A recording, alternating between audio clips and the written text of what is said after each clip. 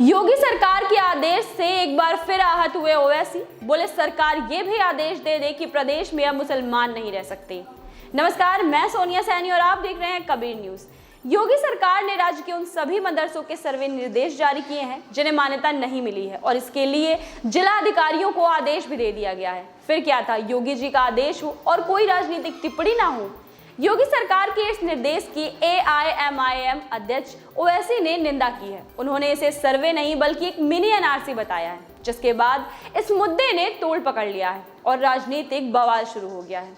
चलिए बताते हैं क्या है पूरा मामला।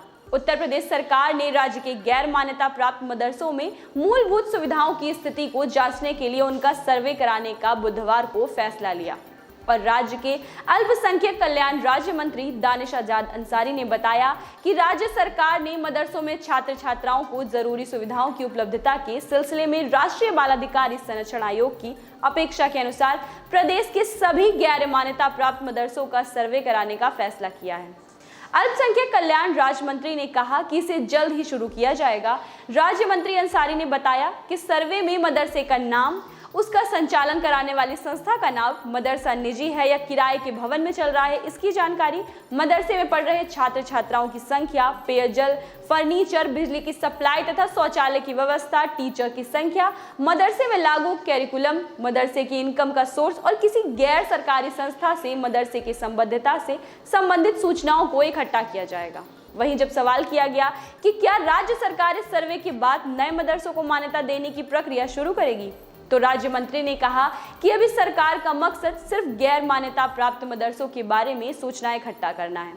आपको बता दें कि उत्तर प्रदेश में इस वक्त कुल 16,461 मदरसे हैं, जिनमें 561 को सरकारी अनुदान दिया जाता है और प्रदेश में पिछले 6 साल से नए मदरसों को अनुदान सूची में नहीं लिया गया है।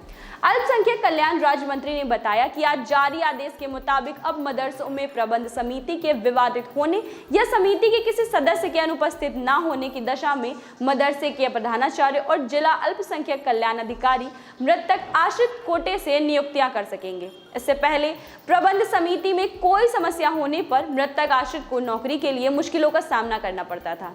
अंसारी ने बताया कि अब सहायता प्राप्त मदरसों के टीचिंग और नॉन टीचिंग स्टाफ के एप्लीकेशन पर संबंधित मदरसे के प्रबंधकों की सहमति और राज्य मदरसा शिक्षा परिषद के रजिस्ट्रार के अप्रूवल से उनका ट्रांसफर किया जा सकेगा।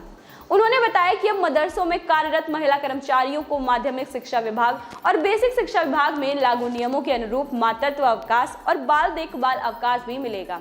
इस बीच टीचर्स एसोसिएशन मदारिस अरबिया के महासचिव दीवान साहब जमा ने राज्य सरकार के इन फैसलों का स्वागत करते हुए कहा कि इससे मदरसा टीचिंग और नॉन टीचिंग स्टाफ को फायदा होगा। वहीं जब योगी सरकार के इस निर्देश की AIMIM अध्यक्ष ओवैसी को खबर हुई तो उन्होंने इसकी निंदा की और उन्होंने इसे सर्वे नहीं बल्कि एक मिनी NRC बताया है।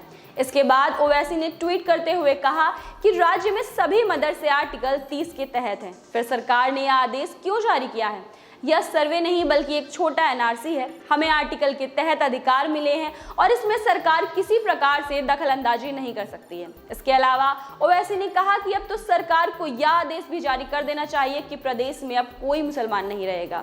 वहीं दूसरी तरफ यूपी के अल्पसंख्यक कल्याण राज्य मंत्री दानिश आजाद अंसारी ने कहा कि योगी सरकार अल्पसंख्यक मुस्लिम युवाओं के लिए लगातार काम कर रही है। यह इसलिए दिया गया है ताकि मदरसों को मॉडर्न और डिजिटल बनाया जा सके। इस मुद्दे पर आपकी क्या राय है, कमेंट करके जरूर बताएं। ऐसे ही तमाम खबरों को देखने के लिए बने रहें हमारे साथ कबीर न्यूज पर।